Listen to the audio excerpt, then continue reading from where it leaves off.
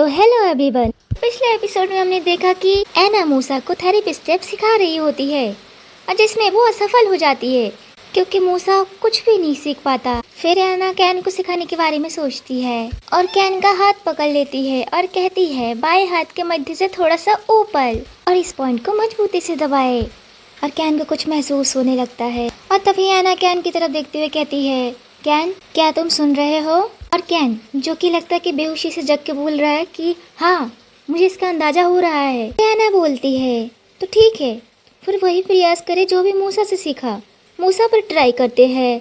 इतना कहते he can मूसा का हाथ पकड़ लेता है और मूसा जो कि कैन पर बिल्कुल भी भरोसा नहीं हो रहा है और वो डर के मारे बोलता है, कैन मैं तुम पर भरोसा कर रहा हूँ। और कैन जो कि बहुत ही एक्साइटेड होके बोलता है, ओह ठीक है।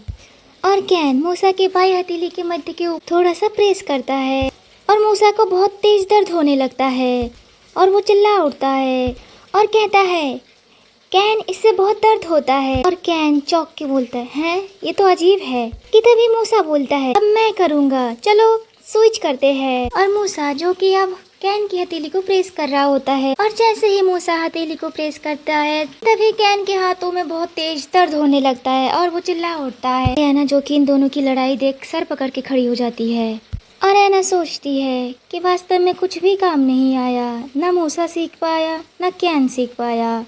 कि तभी प्रिंस के आने की आवाज़ आती है और एना जो कि प्रिंस के पास जाकर बोलती है, प्रिंस प्लीज़ मुझे एक बार इलाज करने दीजिए। और प्रिंस जो कि बड़े ही गुस्से से बोलता है कि सॉरी मुझे माफ़ कर दो, पर मैं तुम्हारा अनुरोध नहीं स्वीकार कर सकता। और एना जो कि हर बार की तरह इस बार भी मायूस हो जाती है और मन ही मन सोचती है कि यह इसलिए तो नहीं क्योंकि वह महिलाओं से नफरत करते हैं और कहती है कि मैं एक फिजियोथेरेपिस्ट के रूप में उनका सिर्फ इलाज करना चाहती हूँ और इससे तो कुछ फर्क नहीं पड़ता कि मैं महिला हो या पुरुष। और इतना कहते ही प्रिंस एना का हाथ पकड़ लेती है और प्रिंस से थोड़ा सा रिक्वेस्ट करती है कि बस थोड़ा सा ही ठीक है। और एना प्रिंस का हाथ पकड़ते ही हैरान हो जाती है कि इतना कठोर हाथ, जैसे कोई पत्थर हो।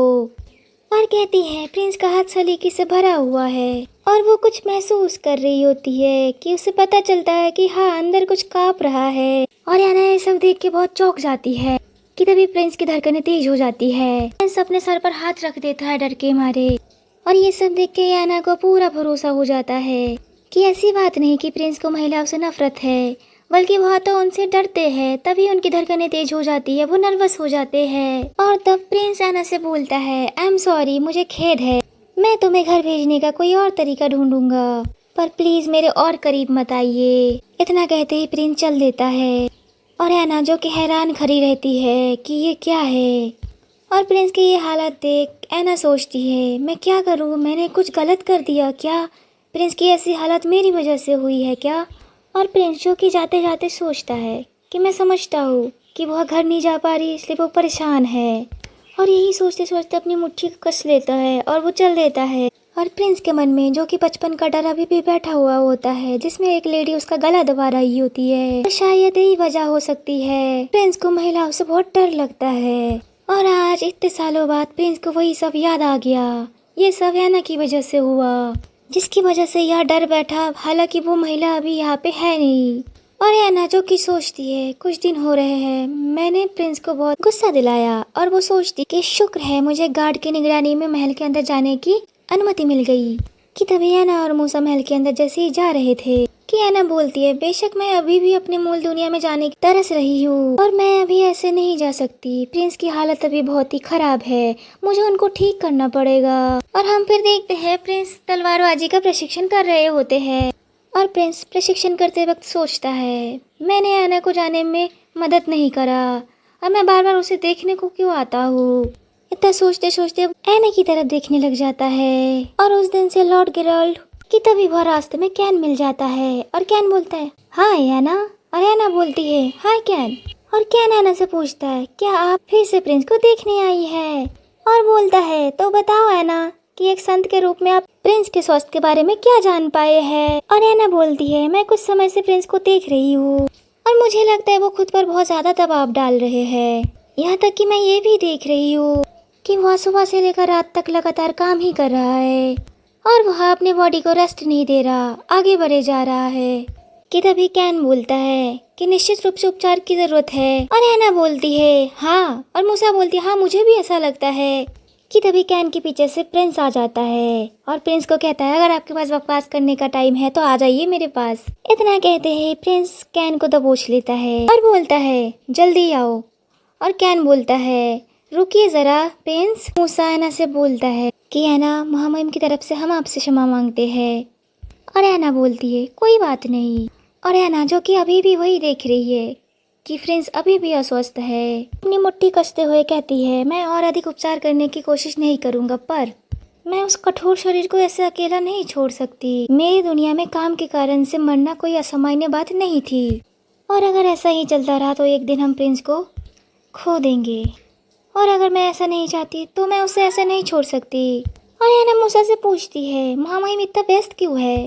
कि मूसा बोलता है कि उनके दिमाग में बहुत कुछ चल रहा है, और विशेषकर अब तो उत्तरी सीमा के निकट जनजातियों के साथ वह लगातार अभ्यास और सैन्य बैठकें होती रहती है। और एना जो कि अपनी गालों पे हाथ देते हुए कहती ओह ऐसा है, और सोचती है राजनीतिक चीजें ऐसी नहीं है जिनके बारे में मैं कुछ कर सकती हूँ। और एना इतना सब सोच ही रही होती कि तभी पीछे से उसका कोई गाउन खींचता है, और एना पीछे मुड़कर देखती है और चौंक जाती है। वह एक छोटा बच्चा होता है और वो एना से बोलता है आप कौन है। कि एना उस बच्चे की तरफ देखती है और वो बच्चा बोलता है कितना प्यारा चेहरा है। और एना उस बच्चे से बोलती है मैं एना हूँ और आप। और वो बच्चा बोलता है मैं लूका हूँ, और बोलता है आपका चेहरा हमारे चेहरे से अलग क्यों है। और एना जवाब देते हुए कहती है आप सही कह रहे हैं, मैं दूसरे दुनिया से हूँ। कि तभी मूसा बोलता है प्रिंस लूका आप यहाँ क्यों है। कि एना हैरान हो जाती है कि राजकुमार, वो भी राजकुमार। और मूसा बोलता है हाँ यह 5वां राजकुमार है। कि तभी लूका एना को गले लगा लेता है और कहता है वाह कितना अच्छा खुशबू है। और एना जो कि हैरान हो जाती है और सोचती है क्या मैं राजकुमार को गले लगाऊंगी तो मुसीबत में नहीं पड़ जाऊंगी। और लूका जो कि उसको हक कर रहा होता है, तभी वह प्रिंस आता है और गुस्से से लूका को बोलता है कि आप यहाँ पे क्या कर रहे हैं। और कहता है खेलना बंद करो और पढ़ाई करो। सिर्फ इसलिए नहीं कि आप 5वें राजकुमार हो, इसका मतलब ये नहीं कि आप ढिलाई बरत सकते हैं। इतना सुनते ही लूका मायूस हो जाता है और डर से बोलता है ओके। और लूका सर झुकाते हुए चल देता है। कि एना लूका को जाते हुए देखती है और मायूस हो जाती है, सोचती है ये कौन सी मुद्रा है और ऐसे झुके रहने से उसके विकास में भी असर पड़ सकता है। और लूका जो कि कमजोरी की वजह से झुके हुए चल रहा था। कि तभी एना उसे पकड़ लेती है कि आपका शरीर इतना पीला क्यों है, आपको आराम करना चाहिए। कि प्रिंस एना की तरफ गुस्से से देखता है और बोलता है उसे खराब मत करो, और गुस्से से अपनी कमीज पकड़ लेता है। और एना प्रिंस की तरफ डर के मारे देखती है और प्रिंस एना से कहता है लूका के ग्रेड दिन ब दिन गिरते जा रहे हैं और उसने अपना आधा होमवर्क भी पूरा नहीं करा, और आज मैं इसे ऐसे जाने नहीं दे सकता। और प्रिंस लूका से बोलता है कि आज अगर आपका सारा काम पूरा नहीं हुआ तो कोई भी दया नहीं होगी। और एना जो कि लूका को पकड़ रही होती है और बोलती है प्रिंस से कि रुको उसे आराम की जरूरत है। प्रिंस जाने लगता है कि तभी एना पीछे से बोलती है बहुत अच्छा परफॉर्म इसलिए नहीं कर पा रहा है क्योंकि वो अपने ऊपर बहुत ज्यादा दबाव डाल रहा है। कि तभी प्रिंस गुस्से से बोलता है यह आपको चिंतित नहीं करता बाहरी व्यक्ति, और तुम्हें कुछ भी नहीं पता। और पूरी रिस्पेक्ट के साथ बोलता है कि मैं इसके स्वास्थ्य के बारे में आपसे बहुत अधिक जानता हूँ है ना। कि एना सही में हुई लूका को गोद में लेके खड़ी रहती है, और प्रिंस जो कि बहुत गहरे सोच में होते हैं और सोच रहे होते हैं कि इस दर पर लूका खतरे में होगा, बड़ी खतरे में पड़ जाएंगे।